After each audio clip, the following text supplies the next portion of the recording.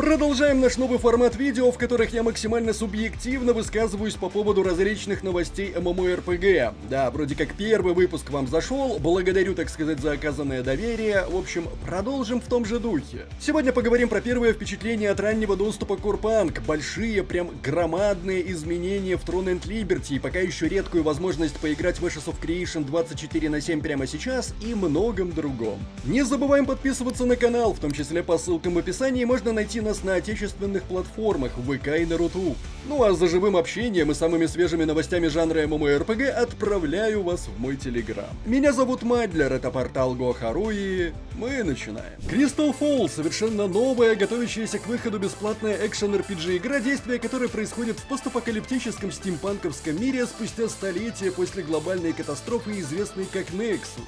Игрокам предстоит примерить на себя роли различных гибридных героев и исследовать мир, наполненный руинами, подземельями и могущественными артефактами. На момент релиза в игре планируется 3 класса, каждый из которых сможет похвастаться своими древами прокачки. Причем навыки в игре не учатся, а находятся как лут. Скиллы могут быть, что называется, разной рарности и тоже обладают собственными древами прокачки, а в некоторых и вовсе есть специальные ноды для вставки камней. В общем, простор для творчества любителям билдостроения обеспечен. Множество различных подземелий, богатый лор, бесконечная процедурная концовка, привычная многим любителям жанра системы сезонов и, конечно же, возможность торговать с другими игроками без каких-либо ограничений. Многопользовательский режим, разумеется, тоже в наличии.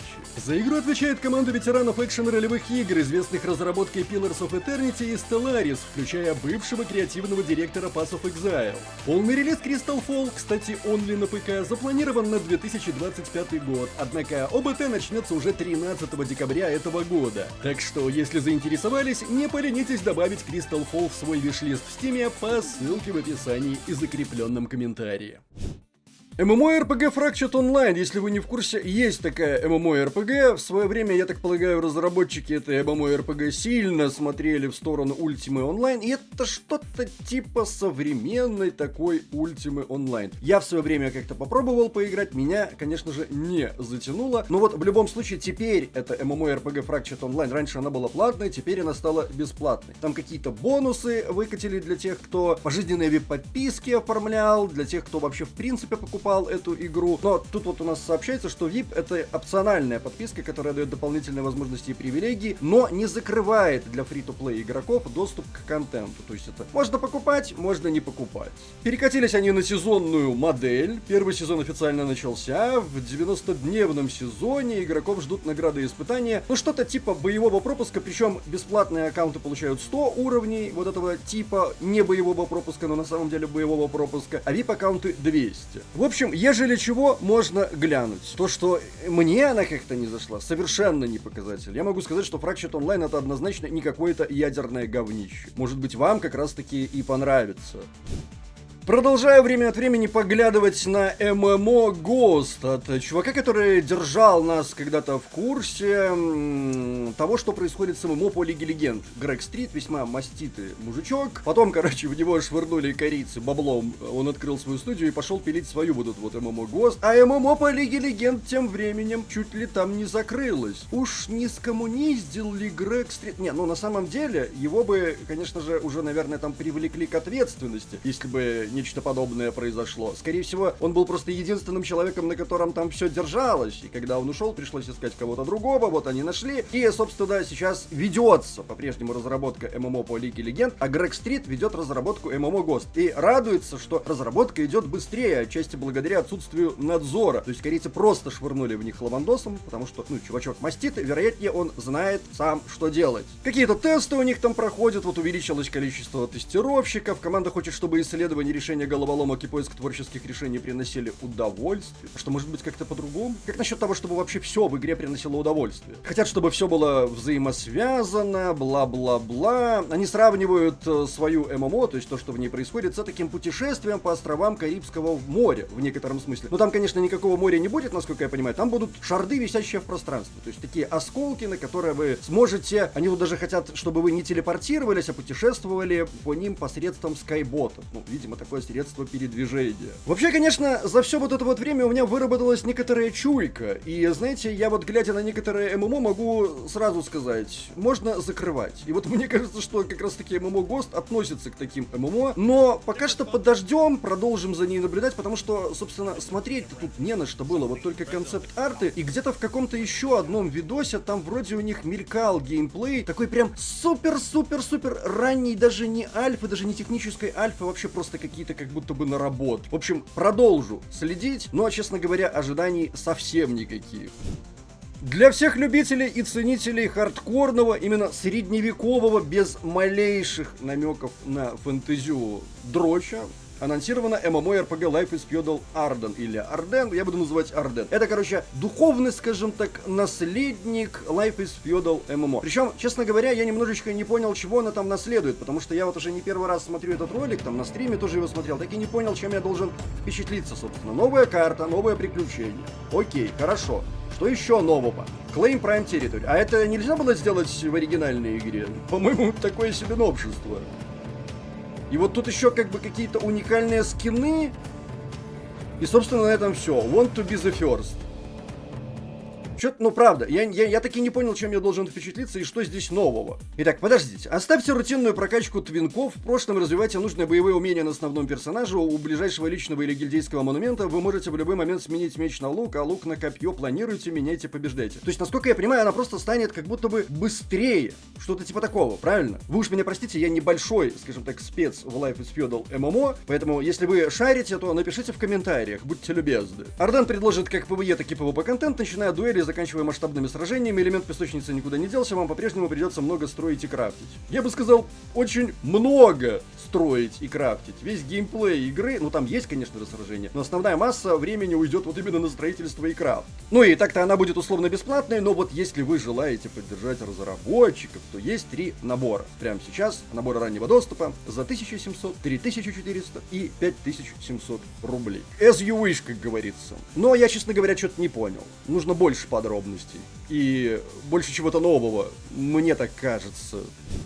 MMORPG New World, который Eternum, как будто бы прям оживает на глазах. Вот как будто бы разработчики, как я говорил в ролике, кстати, я недавно выпускал ролик, посвященный непосредственно этому событию, как будто бы они вышли из анабиоза и такие, ну ща мы вам тут накидаем. И таки накидали, потому что та дорожная карта, которую они выкатили, лично мне понравилась. Там, знаете ли, происходит такой разворот в сторону PvP. У них появятся сезонные серваки, на которых они будут экспериментировать там с разными видами контента. И вот первый такой эксперимент, он как раз-таки будет посвящен непосредственно PvP. То есть будет PvP-сервак, где прям будет постоянное PvP и какие-то там специальные награды. Вроде как даже full дроп будет. Но самое важное, самое главное, это то, что появится новая карта, вы не поверите, в Outpost Rush. 3 года понадобилось разработчикам просто, чтобы понять. Необходимо прислушиваться к комьюнити. А комьюнити, чтобы вы понимали, 3 года как раз-таки и требовало эту карту. Ну потому что как бы Outpost Rush это чуть ли не единственный по-настоящему живой high-end контент в игре. Ну, такой PvP контент. Даже, наверное, можно сказать PvPvE контент. Среди вещей, которые сейчас находятся в разработке, грядущие сезонные миры, ну то есть вот продолжение развития этих сезонных миров, улучшение системы территории крафтинга, глобальное хранилище, добавление парикмахерской внезапно. Ожидаются также новые PvP режимы и новые карты для вот этих вот режимов. Я прям в ролике и так и говорю, кто-то правильно покусал команду, вот эту вот Amazon Games, команду New World. В разработке находится режим Invasion, ну вот вторжение это как раз таки Invasion, которое предложит больше постоянных испытаний. Ну в общем Invasion сейчас мусорный, да, это нужно переработать. Они еще и над осадами там чего-то думают, их тоже можно было бы перетрясти, и они такие их вроде как собираются перетрясти тоже. Короче, разработчики New World внезапно порадовали. Все это дело стартанет в январе 2025 года, и я таки даже думаю сходить посмотреть.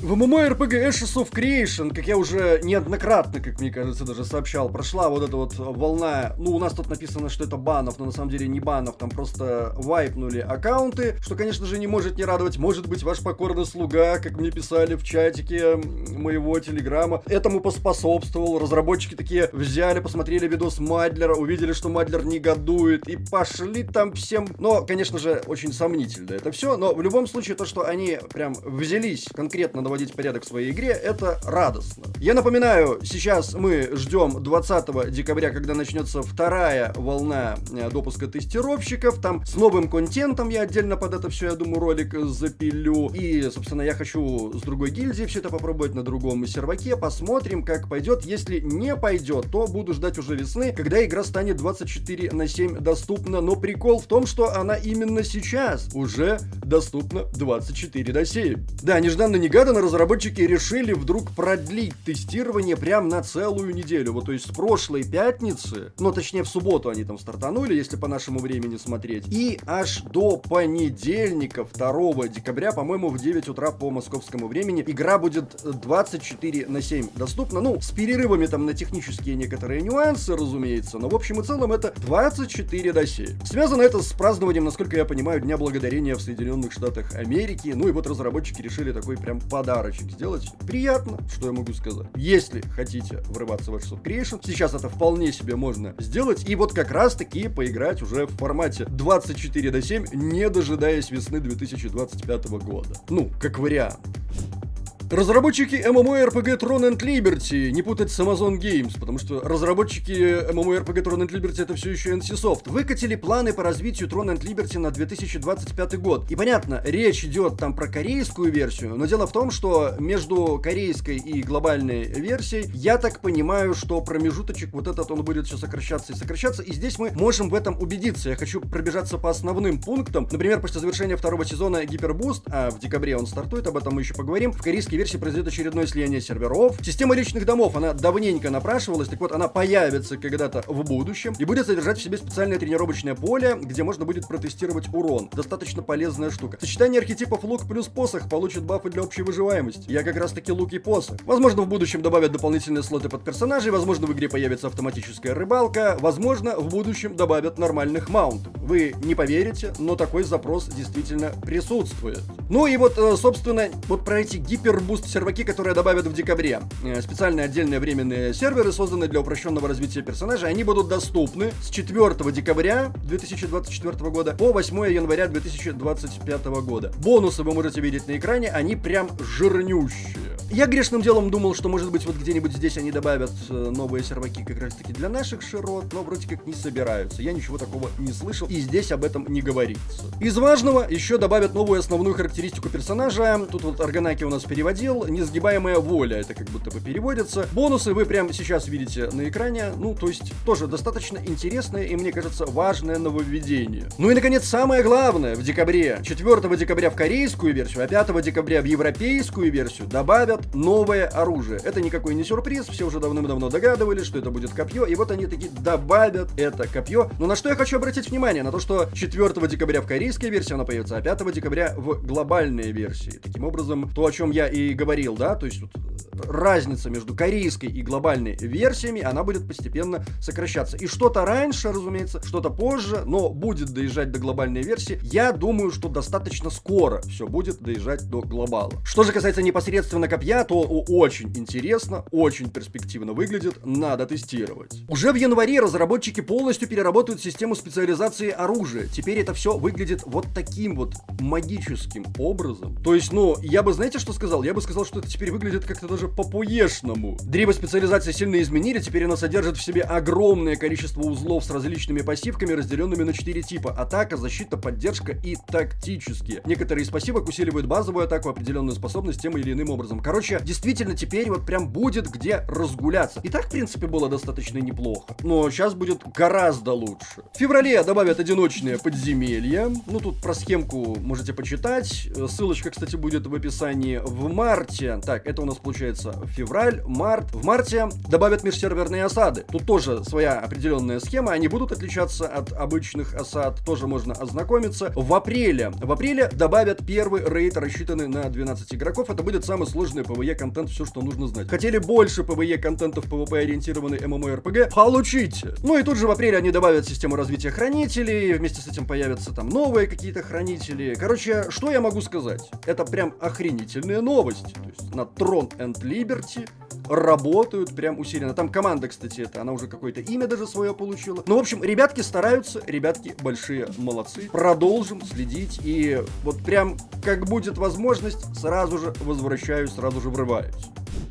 Ну и в конце хотелось бы немножечко поговорить про Core Punk, которая недавно, как мы все знаем, выкатилась в ранний доступ. Кстати, была там проблемка у разработчиков, они ее выкатили на день там, может даже не на день, чуть меньше, но попозже, в общем. Ждали ее пораньше, выкатилась она попозже, но выкатилась, и это уже хорошо. Выкатилась и приятно меня удивило, не то чтобы я был шокирован, то есть я даже когда вот ролик недавно выпускал про провал, конечно же, в кавычках Core Punk, провал там, в моем понимании, может быть связан с некоторыми неправильными решениями разработчиков, с которыми я не согласен. Можете глянуть ролик, чтобы подробнее ознакомиться. Но в общем и целом даже тогда мне было понятно, что эта игра, она заслуживает всяческого внимания. И вот это вот самое внимание я ей сейчас уделил, потому что на Альфе я побегал исключительно в ознакомительных целях, сейчас погружаюсь. И, знаете, я могу вам сказать, что процесс погружения происходит успешно, потому что эта игра, она действительно в себя погружает. Вот если словить ее темпоритм такой специфический, она реально в себя погружает. Мне реально не хотелось выходить из игры, я вот создал себе там уже второго персонажа, потому что хочу пощупать разные классы. Короче, ну, реально затягивает, реально интересно. Я, конечно, ничего не могу сказать ни про mid-game контент, ни про high-end уж тем более, просто потому что нахожусь в процессе прокачки. И этот процесс, черт побери, мне кажется, растянется на достаточно длительный промежуток времени. Более того, я даже торопиться никуда не собираюсь.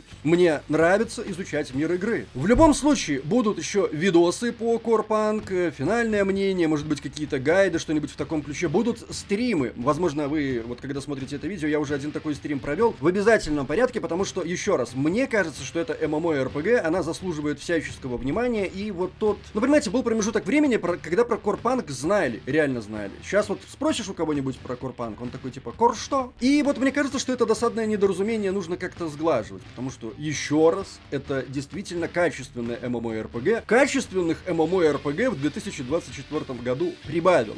К сожалению, напрямую вот так вот без танцев с бубном приобрести эту MMORPG на официальном сайте не получится. Ну, если у вас там есть визы или какие-то другие там способы заплатить, то вообще никаких проблем. А так, сторонние сайты, которые в лишней рекламе не нуждаются. Но в любом случае ходил слушок в Дискорде официальном, что разработчики работают в направлении предоставления возможности игрокам из наших широт приобрести непосредственно Core Punk напрямую. Очень похоже, кстати, на правду. Но что самое важное, в ней уже сейчас есть русский язык. Это, конечно же, искусственно интеллектный такой, скажем так, русский язык, но, честно говоря, я вот поиграл, я не нашел до чего доколебаться. Нормальный перевод. И знаете, учитывая то невероятное количество квестов, которые содержит игра, и, в общем-то, там сейчас достаточно выгодно по этим квестам качаться, то, что ты будешь понимать эти квесты, это очень жирный плюс. Сильно, скажем так, упрощает игру. Я, конечно, никого ни к чему не агитирую, потому что все-таки, ну, реально она стоит денег, и может быть кому-то жалко этих денег. В любом случае, вы можете просто ознакомиться с этой MMORPG даже вот у нас на канале. Я постараюсь, как говорится, держать руку на пульсе, а вас в курсе. Впрочем, как обычно. Не забываем, как всегда, традиционно поставить лайк или дизлайк этому видео, поделиться им с друзьями, оставлять свои комментарии, прожать колокол, чтобы быть в курсе выхода нового контента, и подписаться на нас везде, если еще не подписаны. С вами был Мадлер, это портал Go.ru. Еще услышимся.